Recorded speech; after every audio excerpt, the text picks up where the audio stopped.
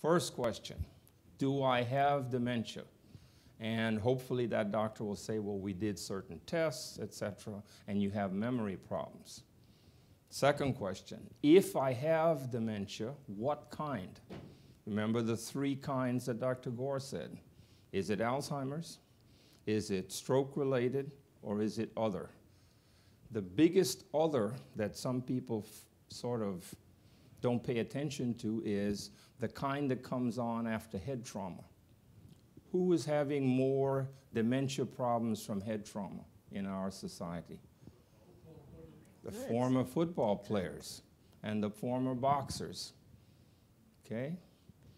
There's a debate as to whether or not soccer players get it because they had the ball, the repeated concussions. So there's a whole research that's going on for an entity called CTE, chronic traumatic encephalopathy.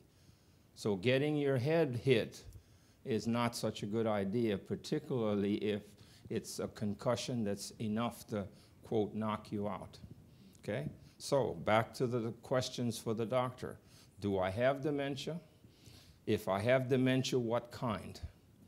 And the third is, what tests have you done? Because if I have dementia, I need to know, is it reversible or is it irreversible? So our students get a list, and it's got 4 Ds. Delirium, which is an acute change in how you perform, almost always related to either having a fever or some kind of problem with your electrolytes.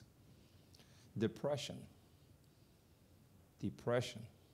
Some people who are sad are inattentive to the questions that the doctor is asking. So they get to score lower, but it's their depression that's making them score low. The person with dementia often makes a guess and is wrong, so that person scores low. So they can look very similar. It's very tricky. It's even more tricky that a person can have both. So if you can afford it, we encourage patients to get psychological testing to make sure, are they performing at their educationally appropriate level? Did they go to high school? Did they go to college? How many degrees did they get, etc.? Okay? So delirium, depression, the medications.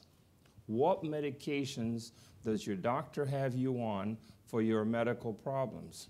Sometimes it's the medicine. There's certain medicines that interfere with how the brain works. And then the last, so if the doctor has done all that, the last one is dementia.